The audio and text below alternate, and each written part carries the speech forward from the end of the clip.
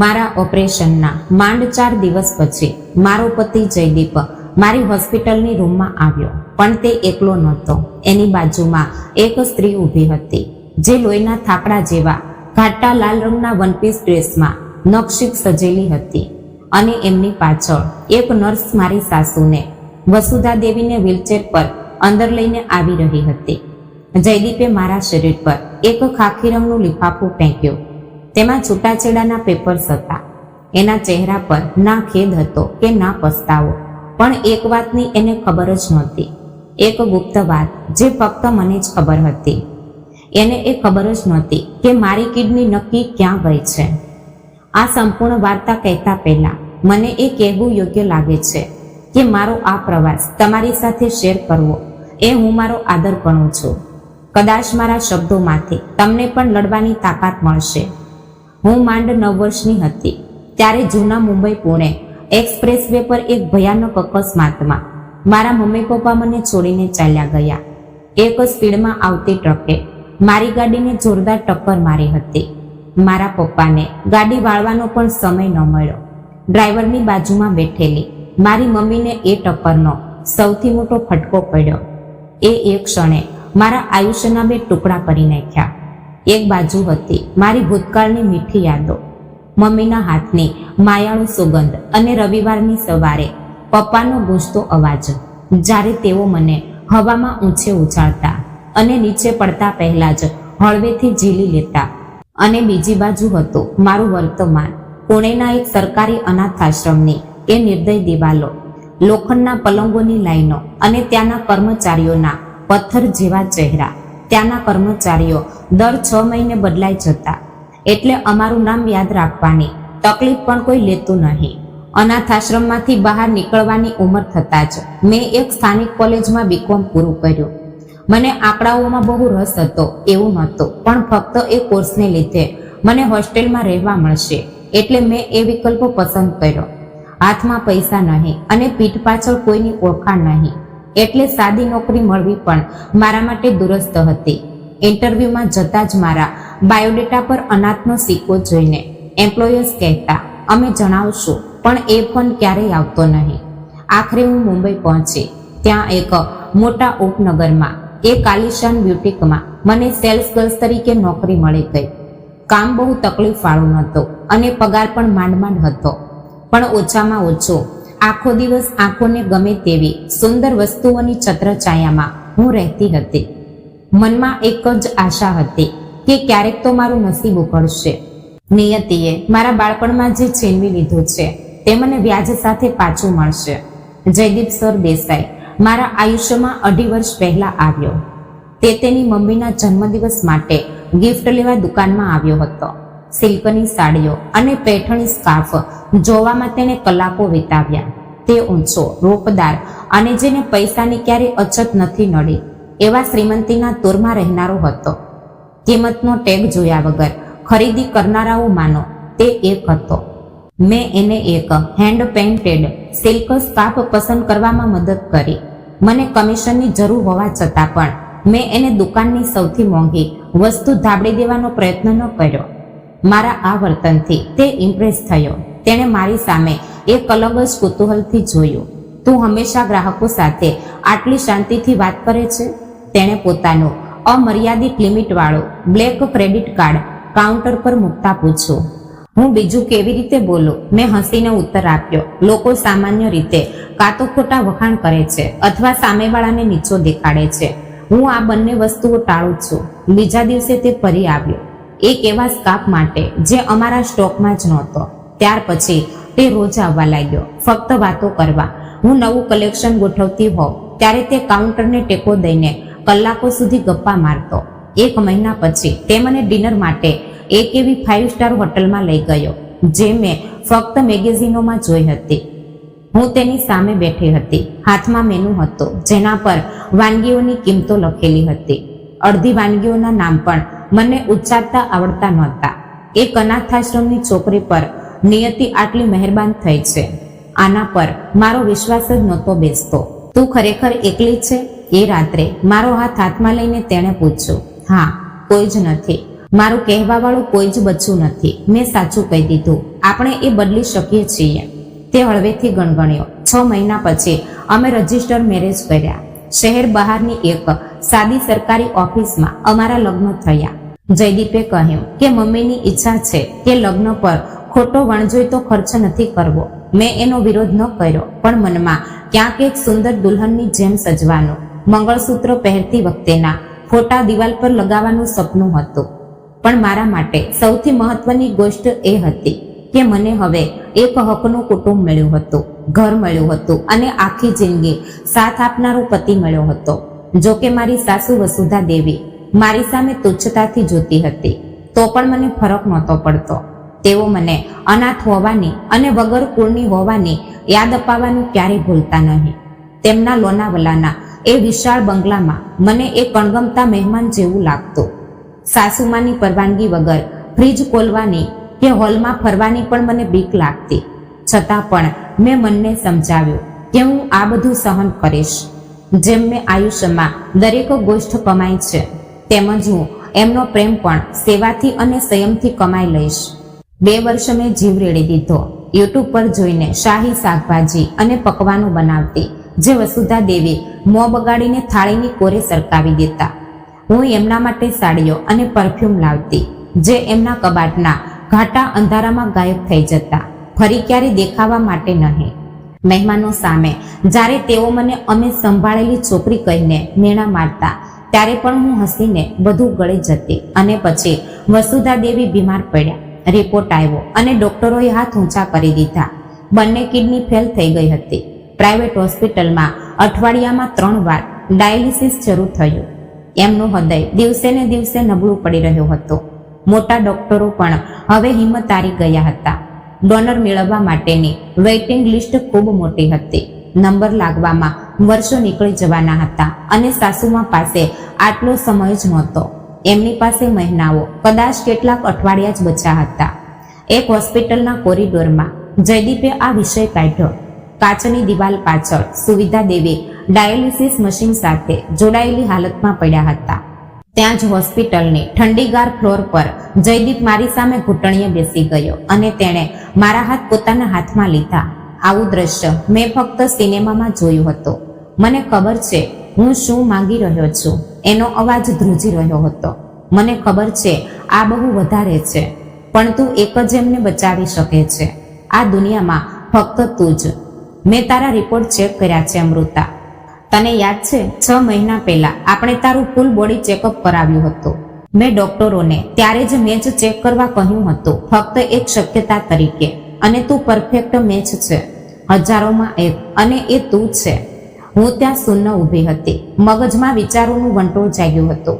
મારા શરીરનો એક ભાગ, મારી એક કિડની કાઢીને આપી દેવાની, અને તું? મેં છેવટે પૂછ્યું. મારું ગળું સુકાઈ ગયું હતું. તું તો એમનો દીકરો છે, એમનું લોહી છે, તું તો કેમ નહીં? જયદીપે જેકેટના ખિસ્સામાંથી એક ઘડી કરેલો કાગળ કાઢ્યો. એ 1 વર્ષ પહેલાનો મેડિકલ રિપોર્ટ હતો. એના પર હોસ્પિટલના સિક્કા અને સહીઓ હતી. મેચ નથી થતો, તેણે હતાશાથી કહ્યું. મમ્મીની બીમારીની ખબર પડી ત્યારે સૌથી પહેલી ટેસ્ટ મારી જ થઈ હતી. તને શું લાગે છે, જો હું પોતે આપી શકતો હોત તો હું તારી પાસે માંગત શક્ય હોત તો મેં મારી બંને કિડની મારી મમ્મીને આપી દીધી હોત. હું એ કાગળ પરની લીટીઓ સામે જોઈ રહી હતી. અંગ્રેજીના એ અઘરા તબીબી નામો અને લેટિન શબ્દો મને કાંઈ જ નહોતા સમજાતા. મેં એના પર વિશ્વાસ કર્યો, કારણ કે મને એના પર વિશ્વાસ કરવો જ હતો. મને બીજું કંઈ ખબર જ નહોતી. મારું સંપૂર્ણ આયુષ્ય આ જ આશા પર ઊભું હતું કે માણસો મૂળભૂત રીતે સારા હોય છે. જયદીપ પાસે જો બીજો કોઈ વિકલ્પ હોત તો તેણે નક્કી મારી પાસે આ ન માંગ્યું હોત. એનો મારા પર પ્રેમ હતો, ખરું ને? પછીના 3 દિવસ તેણે મને શ્વાસ પણ લેવા ન દીધો. વિચાર કરવાનો સમય નહીં, કોઈની સાથે વાત કરવાનો સમય નહીં. તે મને બેડ પર કોફી લાવી આપતો, પ્રેમથી મારા વાળમાં હાથ ફેરવતો, એકદમ યોગ્ય અવાજમાં યોગ્ય વાતો બોલતો. તેણે મને એટલી ગાઢ સ્નેહથી ભીંસી લીધી હતી કે હું મારી બીક જ ભૂલી ગઈ. હવે તું સાચા અર્થમાં આ ઘરનો ભાગ બનીશ. તે રાતના અંધારામાં ગણગણતો, ફક્ત મેરેજ સર્ટિફિકેટ પરના નામથી નહીં, પણ લોહી માંસથી તું અમારી બનીશ. મારી મમ્મી તારા પર સગી દીકરી જેવો પ્રેમ કરશે. સોગંદ ખાઉં છું. અને ઓપરેશન પત્યું કે આપણે બંને ફક્ત તું અને હું માલદીવ્સ જઈશું આખો 1 મહિનો. તને આ સુખનો હક છે અમૃતા. મેં મનમાં જ વસુધા દેવીના ચહેરા પરનો કૃતજ્ઞતાનું હાસ્ય કલપ્યું. તે મને પહેલીવાર પ્રેમથી એ તુચ્છતા બાજુ પર મૂકીને ભેટી રહ્યા છે. આ દ્રશ્ય મેં ડોળા સામે આણ્યું. તે કહી રહ્યા છે થેન્ક યુ બેટા, અને સર્જરીની બીક ક્યાંય ભાગી ગઈ. મને કોઈકનું હકનું બનવું હતું. આ જ તક હતી મારી કિંમત સિદ્ધ કરવાની, શબ્દોથી નહીં પણ ત્યાગથી. ઠીક છે, ત્રીજા દિવસે મેં કહ્યું. મારો પોતાનો અવાજ મને અજાણ્યો લાગતો હતો. હું તૈયાર છું.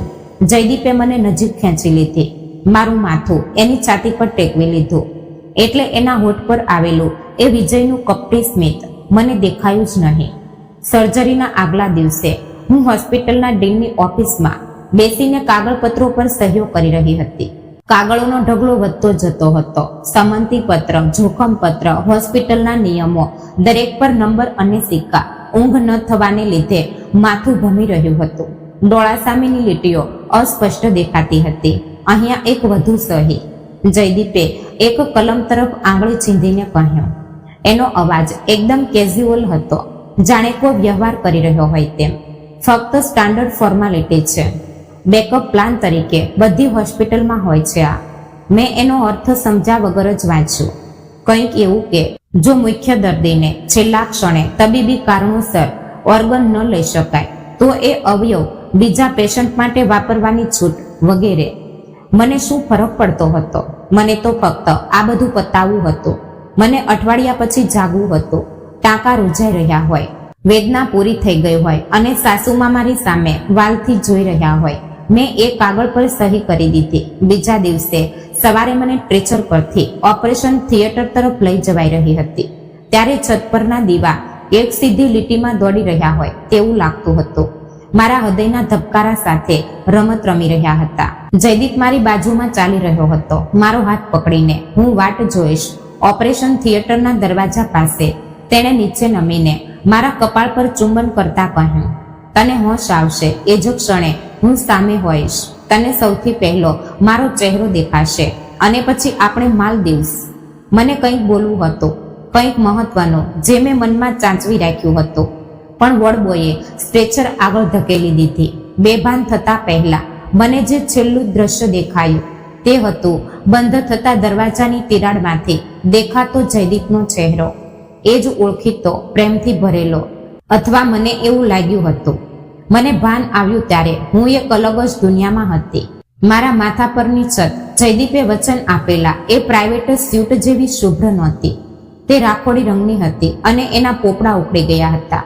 બારીમાંથી દેખાતા ઝાડના સુંદર દ્રશ્યને બદલે ત્યાં એક લાઈનમાં 4 બેડ હતા. શાંતિને બદલે બારી પાસેના પેશન્ટનો ખાંસવાનો અવાજ અને ક્યાંક ટીવી પર વાગતા જૂના ગીતોનો ઘોંઘાટ હતો.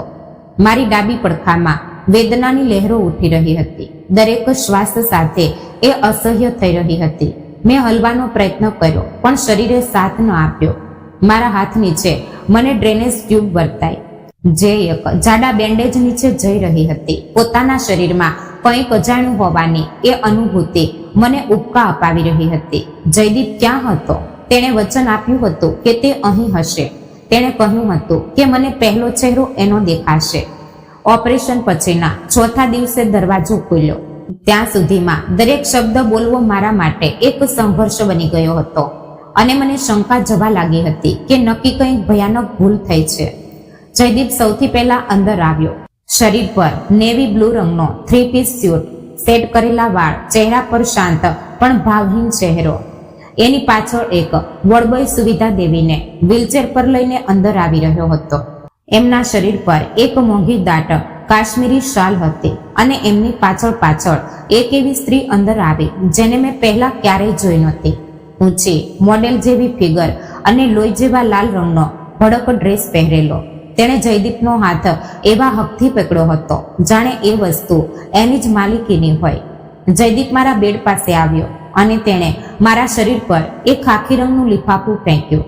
તે એક શબ્દ પણ બોલ્યો નહીં. કેવું લાગે છે? એવું સાદું પૂછવું પણ નહીં. મારા હોસ્પિટલના ગાઉન પર પડેલું એ લિફાફું મને ઠંડા બરફ જેવું લાગ્યું. આ તારા માટે છે, તેણે કહ્યું. ના રાણી, ના પ્રિય, એવા કોઈ જ શબ્દો નહીં. એનો અવાજ એવો હતો જાણે તે કોઈ વેટર સાથે બોલી રહ્યો હોય જે ખોટો ઓર્ડર લાવ્યો હોય. સભ્ય પણ એટલો જ અજાણ્યો. ધ્રુજતી આંગળીઓએ મેં લિફાફું ખોલ્યું અને કાગળપત્રો બહાર કાઢ્યા. છૂટાછેડાની અરજી કોર્ટમાં 3 દિવસ પહેલા જ દાખલ કરેલી. જે દિવસે હું ઓપરેશન ટેબલ પર હતી એ જ દિવસે. મને કંઈ સમજાતું નથી. હું હળવા અવાજે ગણગણી. મારો અવાજ કોઈ નાના બાળક જેવો બારીક થઈ ગયો હતો. કેમ? મેં તમે કહ્યું એ બધું જ કર્યું, સઘળું કર્યું. વસુધા દેવીએ વડબોયને રોકવાનો ઈશારો કર્યો અને એમની ચેર ફેરવી જેથી તે મારો ચહેરો સ્પષ્ટ જોઈ શકે. એમણે મારા ચહેરા પરની એક પણ ભાવના ચૂકવવી નહોતી. કર્યું ને એટલો એક જ તો સારો ઉપયોગ થયો તારો. મારા સાસુના એ નિસ્તેજ ચહેરા પર વિજયનું એક ક્રૂર હાસ્ય ઉભરી આવ્યું. તે મારી સામે એવી નજરે જોઈ રહ્યા હતા જાણે કોઈ માણસ વપરાયેલા ટીશ્યુ પેપરને કચરામાં ફેંકતા પહેલા જુએ. તને ખરેખર લાગ્યું કે મારા દીકરાએ તારી સાથે પ્રેમને લીધે લગ્ન કર્યા? તેમણે ઉપહાસથી કહ્યું. એક અનાથાશ્રમની છોકરી સાથે જેની પાસે ના પૈસા, ના શિક્ષણ, ના નામ, જે ગાયબ થઈ જાય તો પણ પૂછવાવાળું કોઈનું કુળ નથી. મારા બેડની બાજુમાં રહેલા મોનિટર જોરથી બીપ કરવા લાગ્યું. સ્ક્રીન પરના આંકડા ઉપર નીચે થઈ રહ્યા હતા પણ મને એ સંભળાતું નહોતું. મારા કાનમાં ફક્ત એક જ ઘોંઘાટ હતો જેણે દુનિયાનો અવાજ દબાવી દીધો હતો. તારી જરૂર હતી કારણ કે તારી કિડની મેશ થઈ ગઈ અને તને પ્રશ્ન પૂછવાવાળું કોઈ નહોતું. બસ આટલું જ. અને અમારા જેવા મોટા ઘરમાં વપરાયેલી વસ્તુ અમે રાખતા નથી. તેમણે કહ્યું. લાલ ડ્રેસવાળી એ સ્ત્રી આગળ આવી. એની આંગળીમાં એવડો મોટો હીરો ચમકી રહ્યો હતો. મારું નામ સાનિકા. તે એવા સ્માઇલ સાથે બોલી જેથી મને જમીન માર્ગ આપે તો સમાઈ જાવ એવું લાગ્યું. સાનિકા થોરાત. જયદીપ અને હું કોલેજથી સાથે છીએ. હું લંડનમાં મારું કરિયર સેટ કરી રહી હતી ત્યારે એને એક અસ્થાયી વિકલ્પ મળી ગયો જેના બાયોલોજીક પેરામીટર્સ મેચ થતા હતા. તેણે પોતાના પેટ પર હાથ મૂક્યો. એ ક્રિયા દેખાવામાં સાદી હતી પણ એનો અર્થ ભયાનક હતો. સરદેસાઈ ઘરાનાનો સાચો વારસ અહીં છે, કાયદેસરનો વારસ. આની બધા વાડ જોઈ રહ્યા છે. અમે આ લગ્નનું પ્લાનિંગ 1 વર્ષ પહેલા જ કર્યું હતું જ્યારે વસુધા આંટીને બીમારી થઈ અને એમણે ડોનરની જરૂર છે એ સ્પષ્ટ થયું. જયદીપે માથું હલાવ્યું. એના દરેક શબ્દને ટેકો આપ્યો. એના ચહેરા પરનો બુરખો હવે પૂરેપૂરો ફાટી ગયો હતો અને એની પાછળ છુપાયેલો સ્વાર્થી ચહેરો ઉઘાડો પડી ગયો હતો.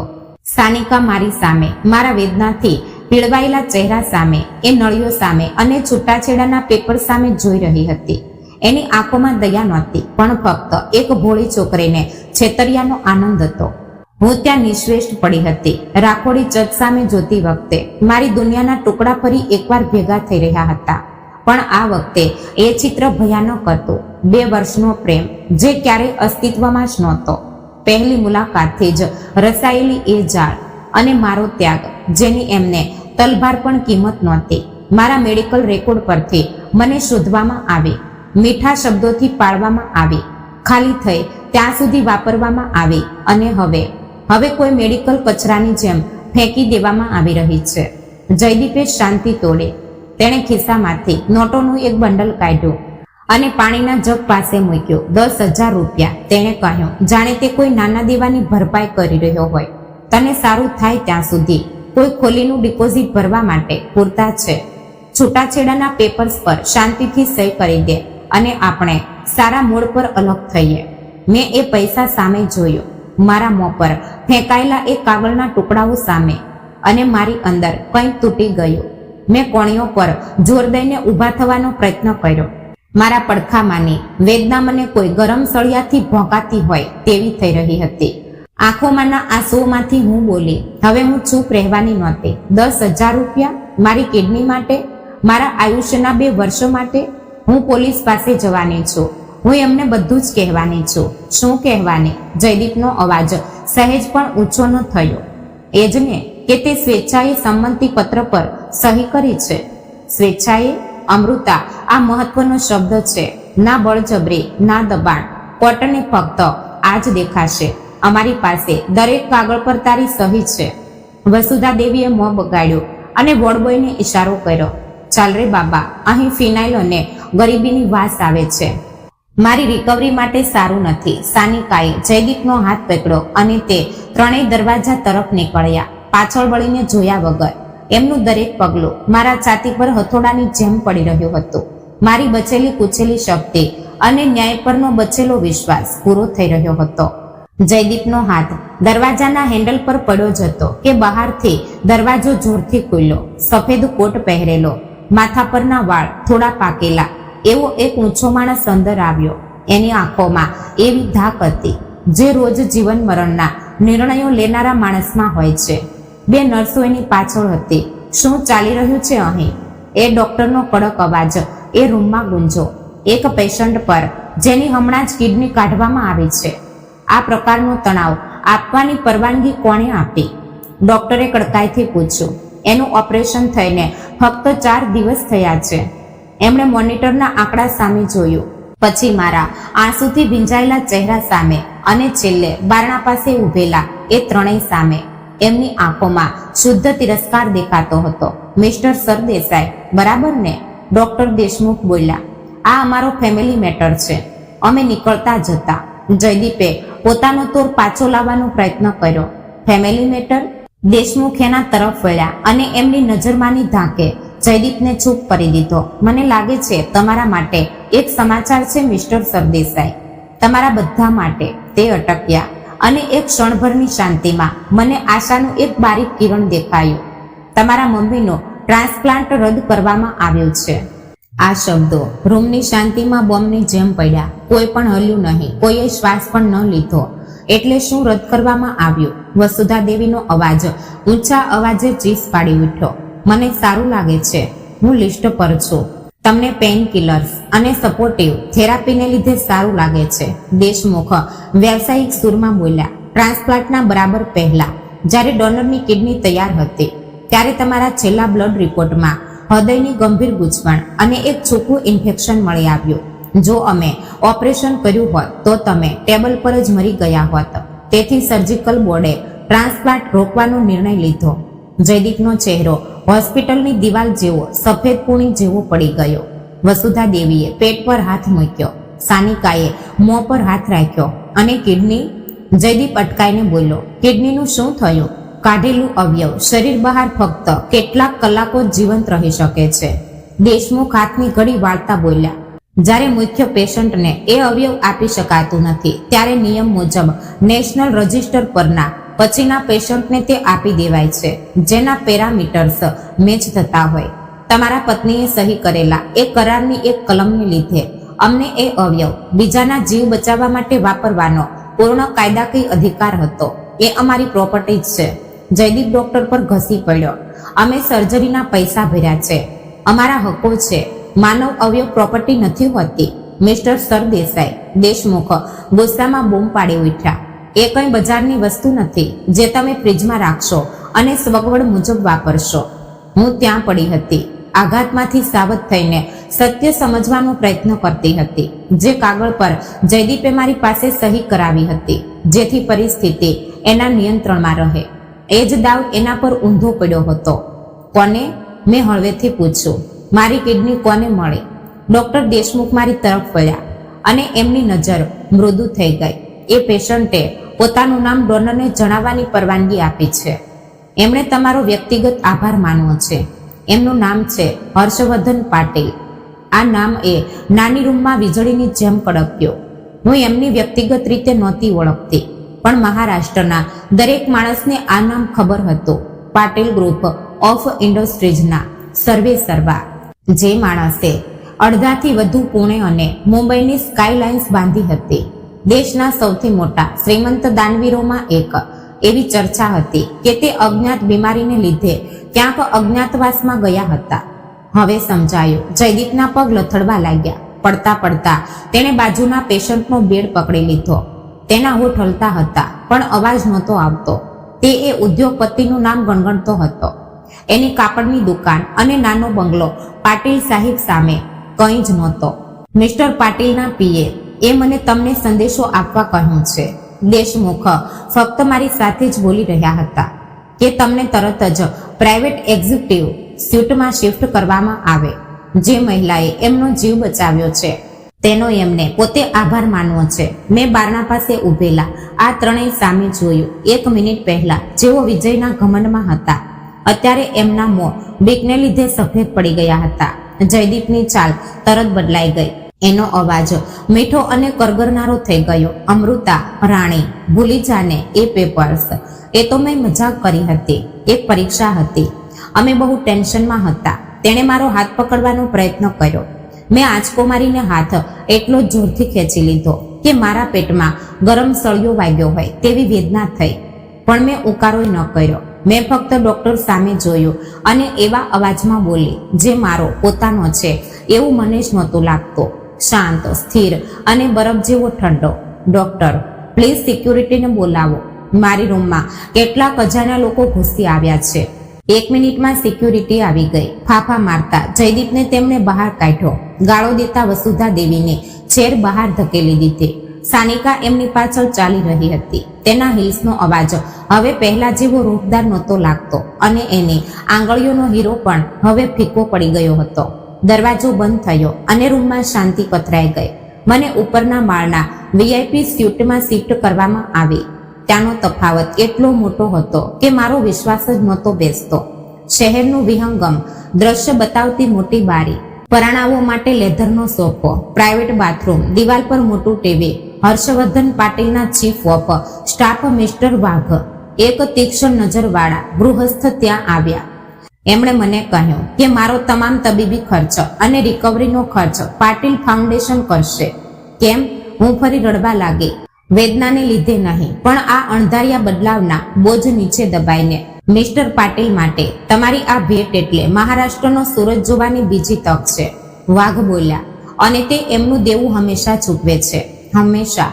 અઠવાડિયા પછી જ્યારે હું બહુ તકલીફ વગર ઊભી થઈને બેસી શકતી હતી ત્યારે મને મળવા એડવોકેટ શિંદે આવ્યા. પાટીલની લીગલ ટીમના હેડ. એમને જોઈને જ લાગતું હતું કે એમણે હજારો કેસ જીત્યા છે અને એક પણ હાર્યા નથી. એમણે કાગળપત્રોની એક ફાઇલ મારા ટેબલ પર મૂકી. તારા પતિએ મોટી ભૂલ કરી છે અમૃતા, એડવોકેટ શિંદે શાંતિથી બોલ્યા. તમારા 2 વર્ષના સંસારમાં તેણે ઘણી બધી મિલકત તારા નામે કરી છે. ભવંડીનું એક મોટું ગોડાઉન, એની ટેક્સટાઇલ કંપનીના કેટલાક શેર્સ, બાંદ્રામાં એક કમર્શિયલ જગ્યા અને એ લોનાવલાનો બંગલો પણ. એણે ઇન્કમ ટેક્સથી પોતાની સંપત્તિ છુપાવી હતી. એને ખાતરી હતી કે તું કાયમ એના નિયંત્રણમાં રહીશ, એટલે તારા નામે વ્યવહાર કરવો એને સગવડ ભર્યો લાગ્યો. હું સાંભળતી જ રહી. મારા કાન પર મારો વિશ્વાસ જ નહોતો બેસતો. હવે રમત જો. તેણે છૂટાછેડાની અરજી દાખલ કરતી વખતે મિલકતની વહેંચણીનો કોઈ પણ દાવો નથી કર્યો. આનો કાયદાકીય અર્થ એ થાય કે તારા નામે રહેલી તમામ ગોષ્ઠો પરનો હક તેણે ગુમાવી દીધો છે. મારી સલાહ માન. શાંતિથી છૂટાછેડાના પેપર્સ પર સહી કરી દે. મિલકતનો વિષય કાઢ જ નહીં. કોર્ટનો ચુકાદો એકવાર આખરી થવા દે. જે માણસે તને ભોળી અને મૂર્ખ સમજી, એ જ માણસ પોતાની અતિ હોશિયારીને લીધે પોતાના સિકંજામાં ફસાયો છે. 3 અઠવાડિયા પછી હોસ્પિટલના ટેરેસ ગાર્ડન પર મારી અને હર્ષવર્ધન પાટીલની મુલાકાત થઈ. તે આશરે 70 વર્ષના હશે. બીમારીને લીધે શરીર થાકેલું હતું. શરીર પર શાલ લપેટીને તે ખુરશીમાં બેઠા હતા, તો પણ એના વ્યક્તિત્વમાં એ રોપ એવો જ હતો. તો આજ એ છોકરી, એમની પાકેલી ભ્રમરો નીચેથી મારી સામે જોતા તે બોલ્યા. એ સ્ત્રી જેને રાક્ષસને પોતાનું અંગ આપ્યું, પણ નિયતિએ એ દાન મારા ખોળામાં નાખ્યો. તે સીધા મુદ્દા પર આવ્યા. એમણે કહ્યું કે એમણે મારો આખો ઇતિહાસ તપાસ્યો છે, અનાથાશ્રમથી લઈને આ વિશ્વાસઘાત સુધી. તે બોલ્યા કે એમણે મારામાં એમની પોત્રીનો ભાસ થાય છે, જે 10 વર્ષ પહેલા ગુજરી ગઈ હતી. જયદીપની મિલકતમાંથી મળતા પૈસા એ તો ફક્ત શરૂઆત છે. તે આગળ બોલ્યા. પણ પૈસા સંભાળવાની આવડત નહીં હોય તો તે ધુમ્મસની જેમ ગાયબ થઈ જશે. આ દુનિયા બહુ નિર્દય છે બેટા. સારા માણસને જો દાંત ન હોય તો દુનિયા એને જીવતો જ ચાવી જાય છે.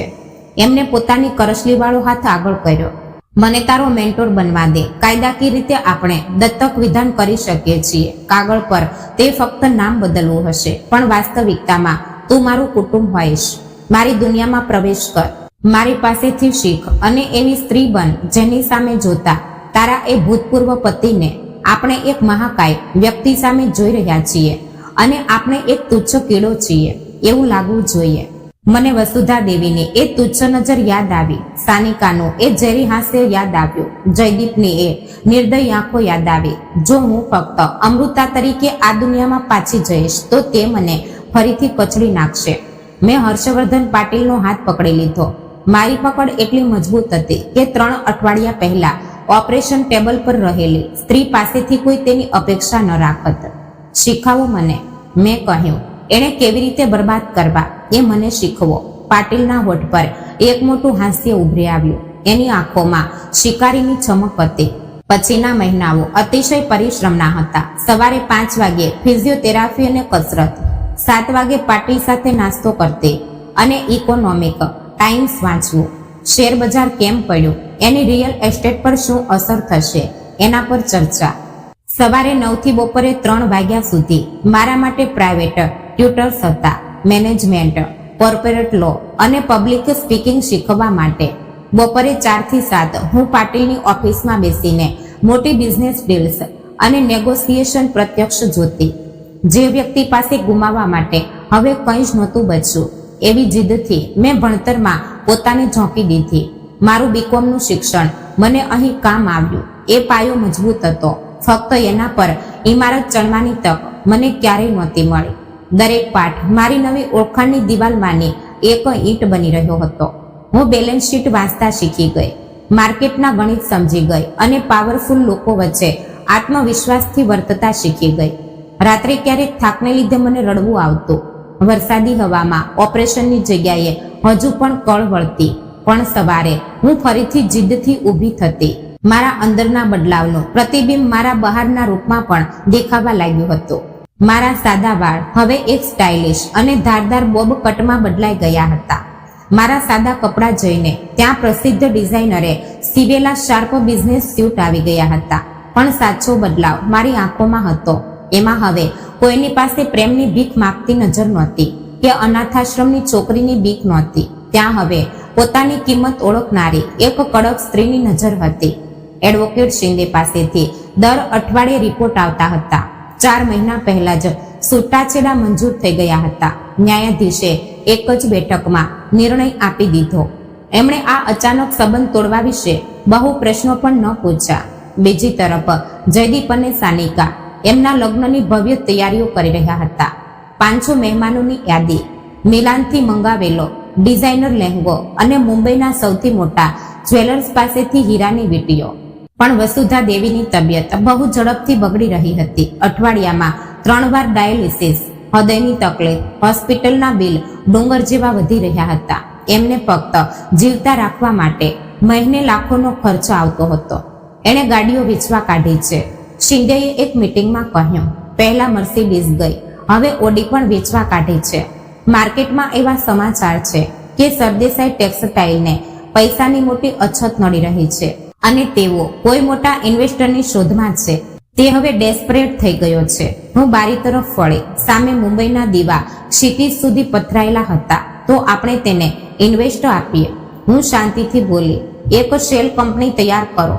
ફિનિક્સ ઇન્વેસ્ટમેન્ટ, પાટીલ ગ્રુપ સાથે કોઈ સીધો સંબંધ દેખાવો ન જોઈએ. ડિરેક્ટર્સ ડમી હશે.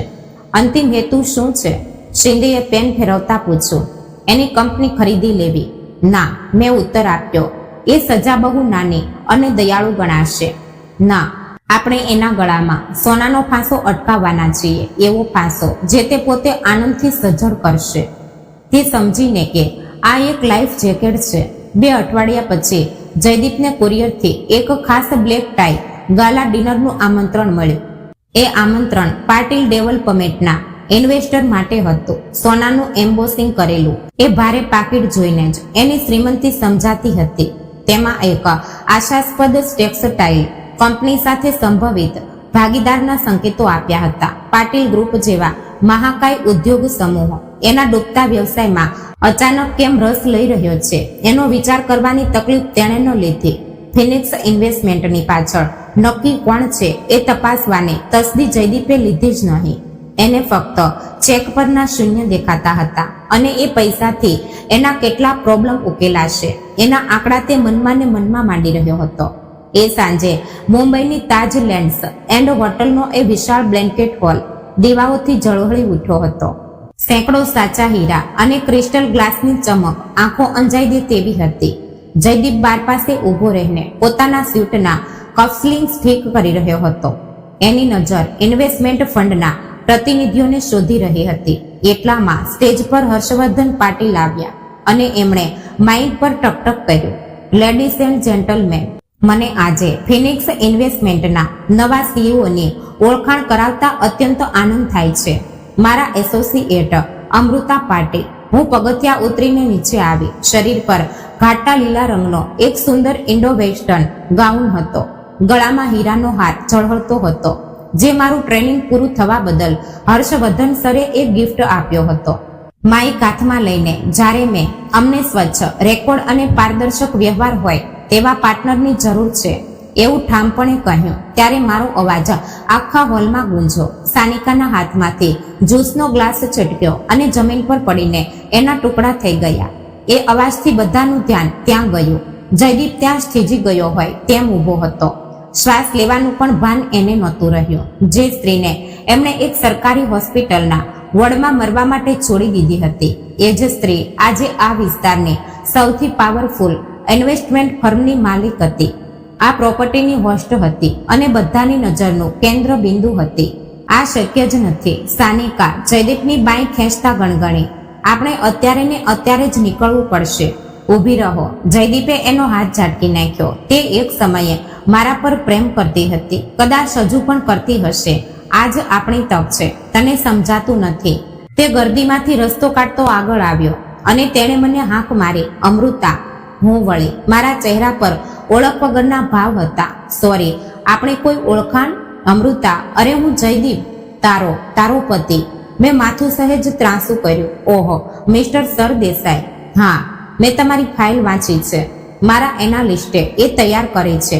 કડાડતો જતો નફો, માથા પર વધેલું દેવું અને કેશ ફ્લોમાં મોટો ગેપ. ઇન્ટરેસ્ટિંગ છે તમારો કેસ. સોમવારે મારી ઓફિસે આવો. આપણે શક્યતાઓ પર ચર્ચા કરીશું, પણ યાદ રાખજો, ફક્ત બિઝનેસ, વ્યક્તિગત વિષય નહીં. સોમવારે સવારે જયદીપ એક લાંબા કોન્ફરન્સ ટેબલના ચેડા પર બેઠો હતો. એની આજુબાજુ મારા વકીલો અને ફાઇનાન્સિયલ એનાલિસ્ટ બેઠા હતા, જેમણે કેટલીક મિનિટોમાં જ એના ખોટા બેલેન્સ શીટની ચીરફાડ કરી નાખી. બેંક સ્ટેટમેન્ટના આંકડા મળતા નથી. તમે બતાવેલા વેન્ડર્સ અસ્તિત્વમાં જ નથી. એક રાતમાં આવક વધારીને બતાવી છે. આ બધું સાંભળીને પણ હું શાંત રહી. મેં એ તણાવ મુદ્દા મેલ વધવા દીધો. અમે 15 કરોડ રૂપિયા રોકવા તૈયાર છીએ, મેં શાંતિથી કહ્યું. જયદીપે ચમકીને ઊંચું જોયું. એના નસીબ પર એને વિશ્વાસ જ નહોતો બેસતો. પણ આ કન્વર્ટિબલ લોન હશે, મેં આગળ કહ્યું. એના બદલામાં કંપનીના તમામ શેર્સ અને દેવાદારની વ્યક્તિગત સંપત્તિ ગીરો રહેશે. જો 3 મહિનામાં સેલ્સ ટાર્ગેટ પૂરો ન થયો તો બધું જ ફિનિક્સ ઇન્વેસ્ટમેન્ટના નામે થઈ જશે. મિસ્ટર સરદેસાઈ, તમારા જેવા પ્રોફેશનલને પોતાની હોશિયારી પર નક્કી વિશ્વાસ જ હશે. બીજું કોઈ પણ વિચાર કર્યા વગર વ્યવહાર પાકો કરવાના ચક્કરમાં તેણે કરાર પર સહી કરી દીધી. તે ગયા પછી એડવોકેટ શિંદે પોતાનું હાસ્ય છુપાવી ન શક્યા. એણે એવી મિલકત પર લોન લીધી છે જે કોર્ટના હુકમ મુજબ મૂળભૂત રીતે હવે તારી છે. અમૃતા, એ ભવંડીનું ગોડાઉન, એ બાંદ્રાની જગ્યા, લોનાવાલાનો બંગલો, બીજાની માલિકીની જગ્યા પોતાની જ ગણીને ગીરો મૂકવી એ બેંક ફ્રોડ છે. કલમ 420, ઓછામાં ઓછી 10 થી 20 વર્ષની સજા. હું ખુરશી પર પાછળ ઢળે અને આપણે એને જે ટાર્ગેટ આપ્યો છે તે પૂરો થવો અશક્ય છે. આપણે પહેલા જેના મોટા ક્લાયન્ટ્સ પર દબાણ લાવીને એના મુખ્ય ડિસ્ટ્રીબ્યુશન ચેનલ બ્લોક કરી દીધા છે. અઠવાડિયા પછી સાનિકાની ફાઇલ આવી. ખોટા બેંક સ્ટેટમેન્ટ, મેડિકલ રિપોર્ટ, સાનિકાના એક રોહિત નામના માણસ સાથે રોમેન્ટિક ડેટ્સના ફોટા હતા. રોહિત એક સ્થાનિક પંપનો માલિક હતો અને એના પર અનેક ગુના નોંધાયેલા હતા. જયદીપના કંપનીના ખાતામાંથી રોહિતના ખાતામાંથી નિયમિતપણે લાખોના વ્યવહારો થતા હતા. અને સૌથી મહત્વનો પુરાવો, પ્રેગ્નન્સી રિપોર્ટ.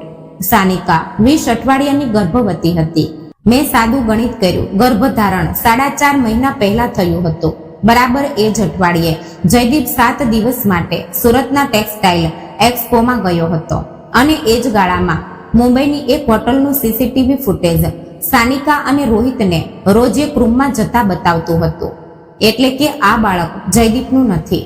મેં ફાઇલ બંધ કરતા કહ્યું, સાનિકાની યોજના એવી હતી કે મોટી રકમ હાથમાં આવતા જ તે જયદીપને કંગાળ કરીને એના પ્રેમી સાથે ભાગી જવાની હતી. વાઘે આ વાતને પુષ્ટિ આપી. અમારા કરારથી ખુશ થઈ ગયેલા જયદીપે મને ભાગીદારીની ઉજવણી કરવા માટે ડિનર પર બોલાવી. એક જૂના ઐતિહાસિક વાડા જેવી રેસ્ટોરન્ટમાં. અહીં મીણબત્તીનો મંદ પ્રકાશ અને શરણાઈના સૂર હતા. તેણે ફરી પોતાના પ્રેમનું નાટક શરૂ કર્યું. તે એક પસ્તાવો થયેલા ગુનેગારની જેમ બોલવા લાગ્યો. મમ્મીએ મારા પર દબાણ કર્યું હતું અમૃતા, તારે સમજવું પડશે.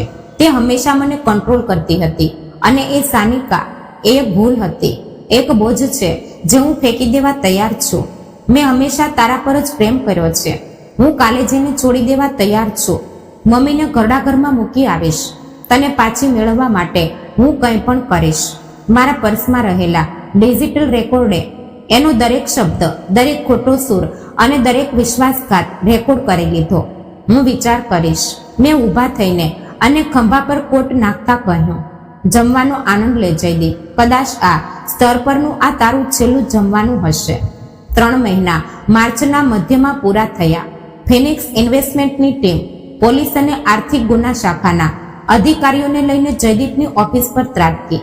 તે પોતાની કેબિનમાં બેઠો હતો, હાથમાં 200% વેચાણ વધ્યાનો વધુ એક બોગસ રિપોર્ટ લઈને. એના પર એને પૂરો વિશ્વાસ હતો, પણ ઓડિટમાં ગોડાઉન ખાલી મળ્યા, મશીનો બંધ હતા અને કોન્ટ્રાક્ટ બોગસ હતા. ઇકોનોમિક ઓફેન્સ વિંગના અધિકારીઓ લોબીમાં જ છે. એડવોકેટ શિંદે કાગળપત્રો બેગમાં ભરતા બોલ્યા, બેંક ફ્રોડ, છેતરપિંડી અને ખોટા દસ્તાવેજો બનાવવા તમારે બહુ લાંબો સમય જેલમાં સડવું પડશે મિસ્ટર સરદેસાઈ. જયદીપે ત્યાંથી ભાગવાનો પ્રયત્ન કર્યો. પાછલા દરવાજેથી તે પોતાની કાર તરફ દોડ્યો અને અટકાયત થાય તે પહેલા છેલ્લી વાર મમ્મીને મળવા હોસ્પિટલ તરફ સુસવાટા ભેર નીકળ્યો. વસુધા દેવીની રૂમમાં પહોંચતા જ એને આંચકો લાગ્યો. સાનિકા ત્યાં હતી, પણ તે એમની સંભાળ નહોતી લઈ રહી. તે એને ડિઝાઇનર બેગ ખોલીને એમાં જયદીપના સોનાના ઘડિયાળ અને કફલિંગ્સ ભરી રહી હતી. શું ચાલી રહ્યું છે આ? જયદીપે હાંફતા પૂછ્યું. ભાગી રહી છું હું, મૂર્ખ, તે ઓરડી. પોલીસ આવે તે પહેલા મને ગાયબ થઈ જવું છે. તારી સાથે હું પણ જેલમાં સડવાની નથી. એટલામાં દરવાજો ખુલ્યો અને હું અંદર આવી. શરીર પર સફેદ શુભ્ર બિઝનેસ સ્યુટ, ચહેરા પર મહાબળેશ્વરની ઠંડી જેવી બચકી જાય તેવી શાંતિ. મેં હાથમાંથી ફાઇલ જમીન પર ફેંકી અને એમાંથી ફોટા બહાર વેરાઈ ગયા. સાનિકા અને રોહિતના ફોટા, પૈસાના ટ્રાન્સફર, મેડિકલ રિપોર્ટ, બધું જ જમીન પર પડ્યું હતું. જયદીપે એ ફોટા ઊંચક્યા. એનો ચહેરો ગુસ્સાથી જાંબલી પડી ગયો. એ બાળક, એ મારું નથી. એ બાળકનો બ્લડ ગ્રુપ O છે. મેં ભાવહીન ચહેરે કહ્યું, તારો A છે, સાનિકાનો B છે અને રોહિતનો O છે. સાદું 10મા ધોરણનું વિજ્ઞાન છે જયદીપ. નિશાળમાં ધ્યાન આપ્યું હોત તો આજે આ વખત ન આવત. જયદીપે સાનિકાના મોં પર એટલી જોરથી તમાચો છોડી દીધો કે તે દિવાલ સાથે જઈને અથડાય. તે ચીસ પાડી ઉઠી. હા, નથી આ તારું. તું એક લૂઝર છે, લૂઝર. અને તારી એ માં એક જૂનો બોજ છે. મારો તિરસ્કાર છે તમારા બંને પર, હંમેશા હતો. પછી મેં મારો ફોન કાઢ્યો અને એ ડિનર સમયનું રેકોર્ડિંગ પ્લે કર્યું. જયદીપનો અવાજ એ રૂમમાં ગુંજો. સાનિકા એક ભૂલ હતી. મમ્મી એટલે બોજ છે. હું એને ઘરડા ઘરમાં મૂકી આવીશ. બીમારીને લીધે કચકચ થઈ ગઈ છે એની. મશીન સાથે જોડાયેલા વસુધા દેવીએ દરેક શબ્દ સાંભળ્યા. જે દીકરા માટે એમણે મારો અનાદર કર્યો, જેના માટે એમણે મારી પાસે કિડનીની ભીખ માગી, એ જ દીકરો હવે એમને જૂના ફર્નિચરની જેમ ફેંકી દેવાનો હતો. મોનિટર જોરથી બીપ કરવા લાગ્યું. એ વૃદ્ધ સ્ત્રીનો શ્વાસ રૂંધાવા લાગ્યો. એમણે હવામાં હાથ ફેરવતા મદદ માટે મારી સામે જોયું. બચાવ અમૃતા, મને પ્લીઝ. હું બેડ પાસે ગઈ અને એ હાથ સામે જોયું. આ એ જ હાથ હતો જેણે મને ધર્માદા પર જીવેલી છોકરી કહીને મેણું માર્યું હતું. મારી કિડની એ પ્રેમનું દાન હતું સાસુમાં. હું શાંતિથી બોલી. હું એ મારી માને પણ આપી દે, જે મને 9 વર્ષની ઉંમરે છોડીને ચાલ્યા ગયા. પણ તમે મારી માં નથી વસુધા દેવી. તમે એ સ્ત્રી છો જેણે પોતાનો દીકરો મને ડિવોર્સ આપી રહ્યો છે એ ખબર હોવા છતાં ચૂપ રહેવાનું પસંદ કર્યું. જ્યારે હું આઈસીયુમાં લોહીના ખાબોચિયામાં પડી હતી. મોનિટરનો અવાજ એક સીધી લીટીમાં બદલાઈ ગયો. એક અખંડ કર્કશ ચીટી. જયદીપ જમીન પર બેસીને રડી રહ્યો હતો. વસુધા દેવીનું હૃદય કિડની ફેલ થવાને લીધે નહોતું બંધ પડ્યું, પણ જેના પર એમણે સૌથી વધુ પ્રેમ કર્યો એના વિશ્વાસઘાતને લીધે તૂટી ગયું હતું. હું વળી અને એ રૂમમાંથી બહાર નીકળી ગઈ. પાછળ થયેલા ઘોંઘાટને લીધે મેં ફરી વળીને જોયું નહીં. 2 દિવસ પછી સ્મશાન ગૃહમાં અંતિમ સંસ્કાર વખતે એની અટકાયત થઈ. અંતિમ વિધિ એકદમ લાચાર જેવી હતી. કેટલાક દૂરના સગા અને સ્મશાનના કર્મચારીઓ સિવાય કોઈ નહોતું. દિવાળખોરી અને છેતરપિંડીના ખબરોને લીધે એક સમયે રોગથી જીવનારા સર દેસાઈ હવે લોકો માટે મજાકનો વિષય બની ગયા હતા. સાનિકાને મુંબઈ એરપોર્ટ પર પકડી પાડવામાં આવી હતી. તે દુબઈ જતી ફ્લાઇટમાં બેસવાની તૈયારીમાં જ હતી. ત્યાં એની બેગમાંથી રોકડ રકમ મળી આવી. જયદીપ પોતાની માની ચિતાને અગ્નિ આપવા જતો હતો. એટલામાં 2 સાદા વેશમાં રહેલા અધિકારીઓ એની પાસે આવ્યા. ત્યાં જ એ સળગતા લાકડાઓની સાક્ષીએ તેમના હાથમાં બેડીઓ પડી.